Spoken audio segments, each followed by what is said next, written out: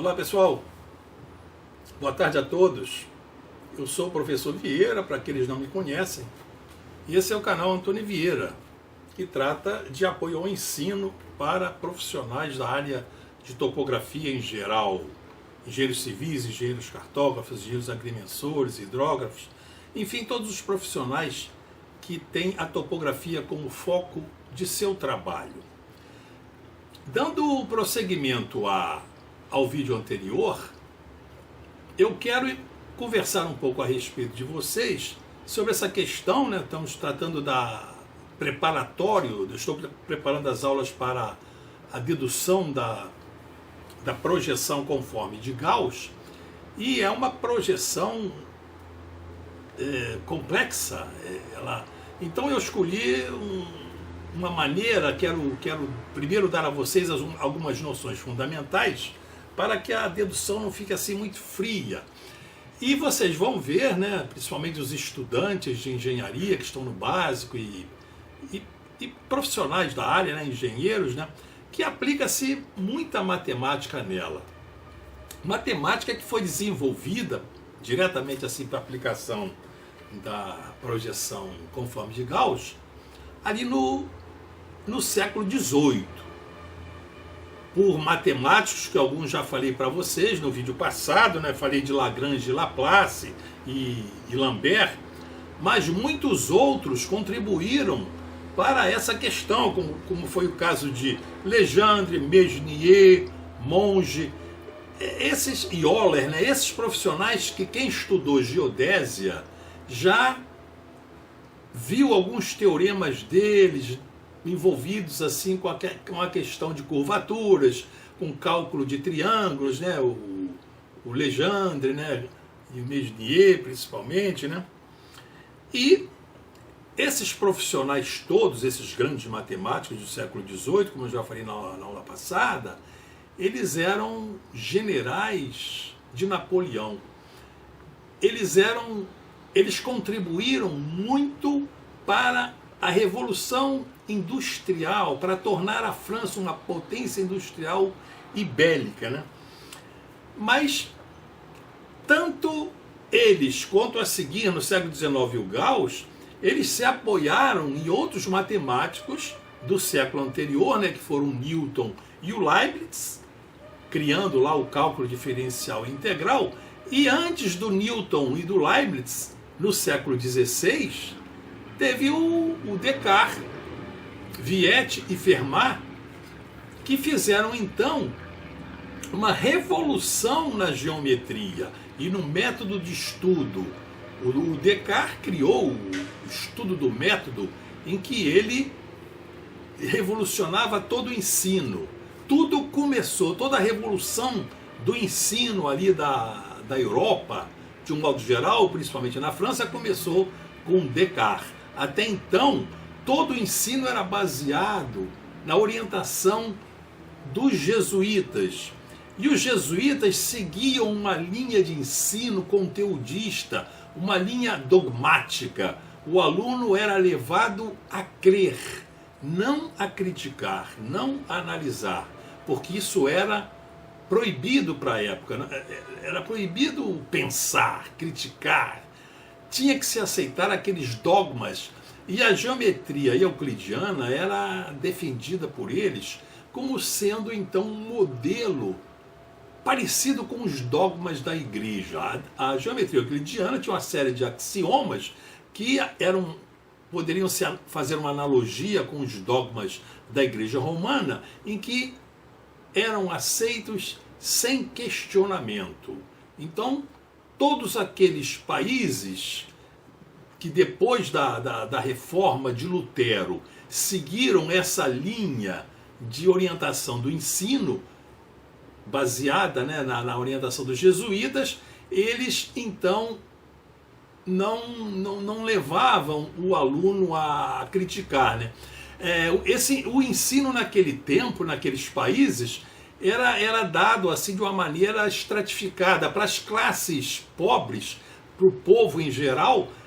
bastava ler, escrever e contar, e eles então seguiam suas vidas, né, como artesãos, até como engenheiros. Os engenheiros, naquele tempo, eles, para entrar na escola de engenharia, bastava saber ler, escrever e contar, não se exigia mais disso. E no segundo grau, então, mesmo no colégio dos jesuítas, então já havia um ensino já mais apurado no 11º e 12º ano, mas mesmo assim era voltado para essa linha de aceitar, não se podia discutir.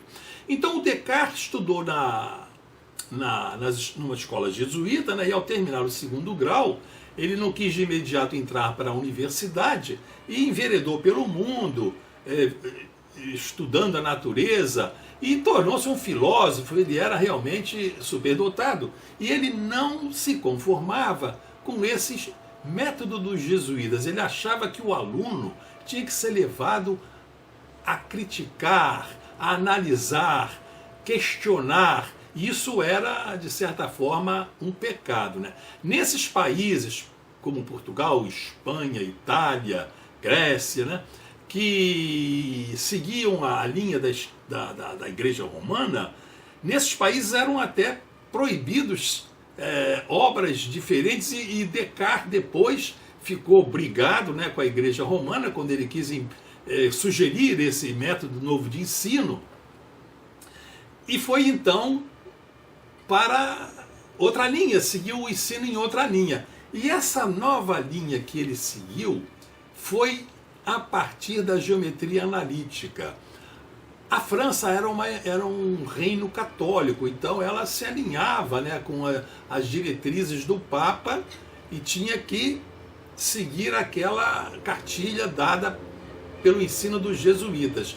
Entretanto, para não entrar em choque com os jesuítas, nessa nova geometria que o Descartes criou, que foi a geometria analítica, ele algebrizou a geometria euclidiana, criou a geometria analítica, e uma geometria analítica, então, completamente diferente daquela geometria dogmática de Euclides.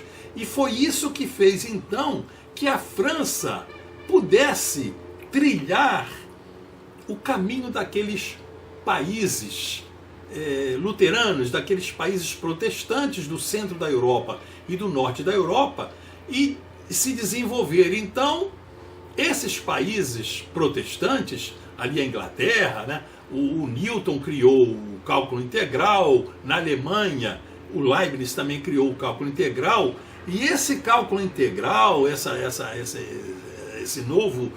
nova ciência, né, natural, ela ficou sendo proibida de ser ensinada em Portugal, Espanha, de certa forma na Itália, né, o Galileu foi censurado, foi condenado ao silêncio, e até pouco tempo, agora no século XX, é que o Papa João Paulo II absolveu o Galileu, porque ele tinha caído em desgraça por não se alinhar àqueles ensinamentos da Igreja Romana, né? Então o Newton e o Leibniz criaram esses cálculos integral e diferencial. A geometria analítica de Descartes seguiu adiante, né? E isso no século XVI, o Descartes, 17 assim, e 18, 17 o Newton e o Leibniz, e no 18 então vieram um fator importantíssimo, que foi o divisor de águas de todo esse desenvolvimento, o que provocou esse desenvolvimento dos países da Europa Central e do Norte da Europa. Foi a reforma de ensino feita na França por Napoleão. Napoleão implantou a meritocracia. Os alunos, para entrarem no colégio militar lá na França e depois irem para a academia militar, eles tinham que ser submetidos a testes, a provas, e só passava realmente por mérito. Eu contei aqui o lance do Laplace, né, que teve que se preparar bem, né? Enquanto que nos outros países assim da Europa, mesmo na França, antes de Napoleão, não imperava a meritocracia.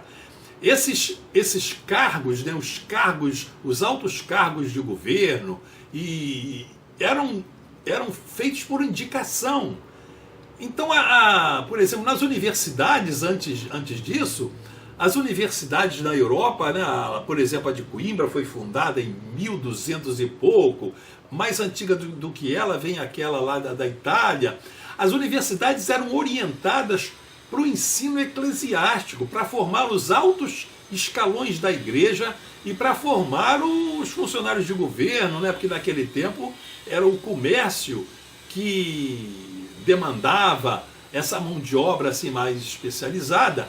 Mas a matemática e as ciências, os jovens fugiam dela, porque os altos cargos de governo e até os comandos dos postos militares aconteciam por indicação, não era por meritocracia. Eram os integrantes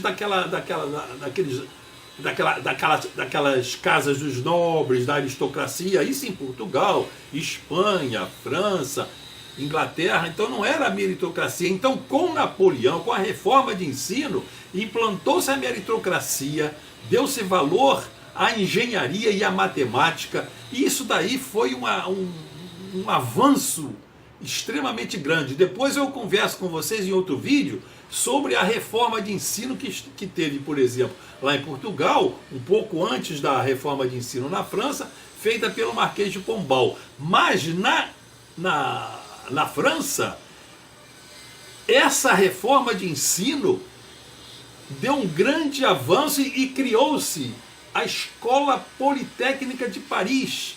E nessa Escola Politécnica de Paris e a Academia Militar, eles eram ligados ao Ministério da Defesa, eram todos militares.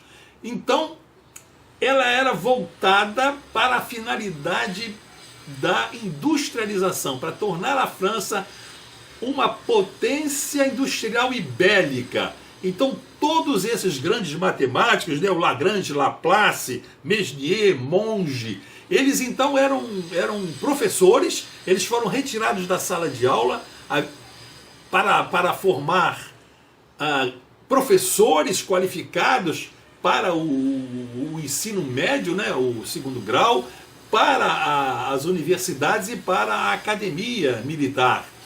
E eles então faziam livro-texto, eles criavam o programa das disciplinas, e com isso a França avançou enormemente,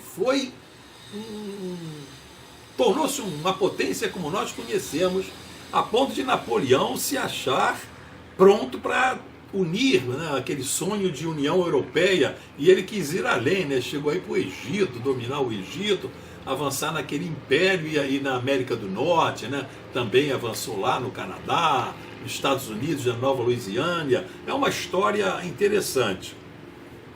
Mas nessa ambientação do século XVIII, então todos aqueles matemáticos, e a matemática estava sofrendo uma revolução, e desde Newton e Leibniz havia então um conceito de função. O conceito de função, naquele tempo, era o estabelecimento de uma correspondência biunívoca entre dois conjuntos, de uma variável considerada independente e de uma outra variável considerada dependente. Então, essa relação entre esses dois conjuntos era expressa analiticamente e traduzida graficamente. Então, a imagem de uma função era associada a um gráfico. Mas, no século XVIII, a partir de Fourier, houve uma expansão desse conceito de função, criando-se as séries. Então, o Fourier, ele, para estudar fenômenos ligados à engenharia, né, principalmente à engenharia mecânica, que já se faziam armas, máquinas, e essa questão da transmissão de calor para que as máquinas pudessem resistir aquela potência, né? Lá na Inglaterra já tinham inventado a máquina a vapor, então tudo era baseado numa propagação de calor. Aquelas peças das máquinas tinham que suportar aquela transmissão de calor. Então Fourier enveredou por aí criando as séries, em que o conceito de séries não mais ficou sendo assim pego a um gráfico, a uma expressão analítica. A série podia ser definida como uma infinidade de valores de x associados a uma infinidade de valores de y, mas não haveria um gráfico, uma função que estabelecesse essa correspondência. Não era preciso haver essa função de y com x. Então isso foi uma revolução que depois o Gauss, lá no século XIX, em 1820, criou a função dele, a projeção dele, a projeção conforme de Gauss, em cima desse conceito de série. E mais, uma série de função de variável complexa. Então eu vou levar o estudo da projeção de Gauss nessa linha. Vamos estudar primeiro as séries, as principais séries usadas lá na série, na projeção de Gauss. Vamos depois ver um pouco eu até fiz aqui um esboço aqui não sei se está dando para ver bem, um esboço assim do que está, em que eu coloquei assim como base, né, uma estrutura como base, tendo Newton e Leibniz na base, depois vem Lagrange e Euler, e depois lá em cima na cobertura vem a função, a projeção de Gauss, né? E Gauss se apoiou então nesses pilares que eram as séries, a métrica das superfícies, né, a geometria diferencial, essa parte de estudo de curvatura das superfícies, e a função de variável complexa. Então eu pretendo fazer um estudo que sistematicamente envolva isso, e vocês entendam como é que esses conceitos foram avaliando, foram seguindo, né? Então eu vou aproveitar para encerrar esse vídeo, eu vou deixar aqui uma pulga atrás da orelha de vocês. A questão é a seguinte: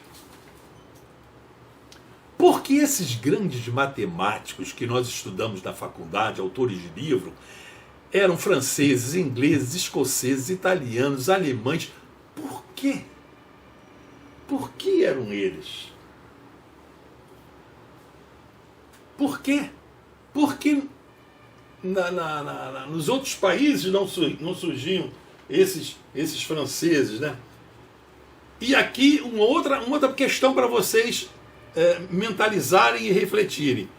Por que os matemáticos e os engenheiros franceses revolucionaram a engenharia e tornaram a França uma potência industrial e bélica no século XVIII? De certa forma, eu já fui dando algumas dicas aí, né, sobre a transmissão de calor, a série de Fourier, mas é interessante fazer isso. Pensem nisso, que ao longo dessas aulas, desses papos, vamos tornar a falar sobre isso. Então, no próximo vídeo já vamos, penso eu, se tiver alguma aula já preparada, começar com esse primeiro pilar fundamental da projeção de Gauss, que é dado pelas séries. Então, até a vista, pessoal!